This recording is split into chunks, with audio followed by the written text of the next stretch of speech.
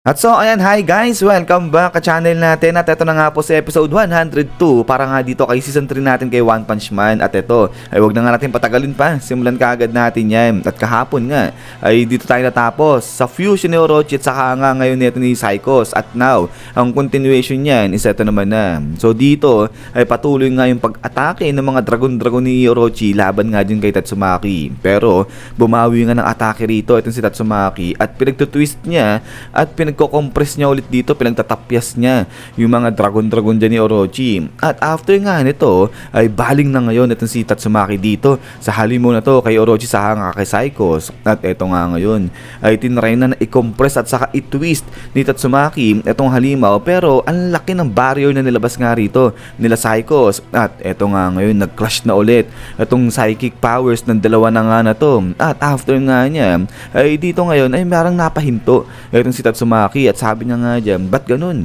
Parang lumakas yung barrier na nilabas dito ni Psychos. At eto nga ngayon, ngingiti-ngiti na etong babae na to, parang minamak niya etong si Tatsumaki. At then, eto nga ngayon, bigla niya nang inangat etong kanyang dalawang espada at itinutok yan dito kay Tatsumaki. So eto, sabi nga ni Tatsumaki, hindi gagana yan dahil dito ginagawa ni Psychos, minamantipulan niya yung gravity. At eto nga, sabi ngayon ni Tatsumaki, hindi uubra sa kanya yung mga gravity manipulation na atake. But then maya pa, napatigil na itong si Tatsumaki. At eto nga ngayon, na-distort yung barrier ni Tatsumaki at eto parang naging liquid dito itong si Psychos. At eto ngayon ay parang pinupuntahan niya na at i-grab niya itong si Tatsumaki. At then after nga niya ay eto nga ngayon, tuluyan ang napunta itong si Tatsumaki dyan sa mga palad ngayon ni Psychos. At eto ngayon, sabi nga rito ni Psychos na binaligtad niya itong barrier ni Tatsumaki. So kaya ito nakikita natin, kala mo naging toxic o talagang na-distort dyan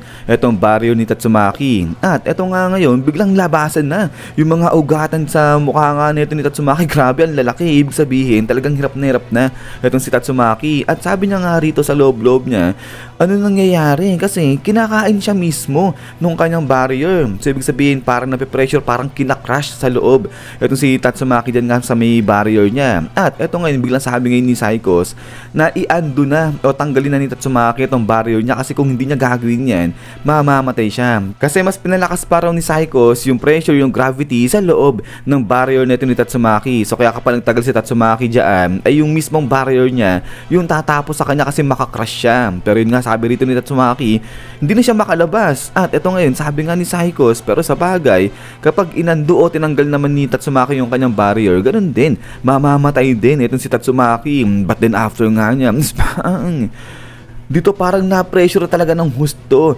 etong si Tatsumaki dyan, parang na-crush na siya. At eto nga, labasan dyan yung mga dugo ni Tatsumaki. Nagsukan na nga siya ng dugo dyan. At then after nga nito, ay biglang talo naman dito na sa side na nila Saitama. At so eto nga ngayon, hinahabol na rin sila nung pagkalaki-laking laman ni Orochi. At eto nga, bit-bit na ni Saitama itong halimaw. At eto nga nga, pang-hala, sige, so dito pinaghati-hati na, pinaghihiwa-hiwa na ni Flashy yung mga halimaw dyan. At eto nga, naniligtas niya rin dyan itong tour guide nila, itong halimaw. At ito, napapaisip si Flashy, sabi niya nga dyan, ang akala niya, itong halimaw na humabol sa kanya, yung laman nga na ni Orochi, kakampi nung mga kalaban yan. Pero bakit ganoon? Kahit yung mga halimaw, inaatake rin. Pero yun nga, pagtingin niya dito sa kabilang banda kay Kalbo, ay ayun, nakakuha itong si Kalbo. Sabi nga ni Flashy, naku, nakakuha siya, sabi niya ganyan. But then after nga niya, ito nga, dumulas sa ulo ni Kalbo itong laman nga ni Orochi. At ito, parang nagalit ito si Saitama. At then after nga nito,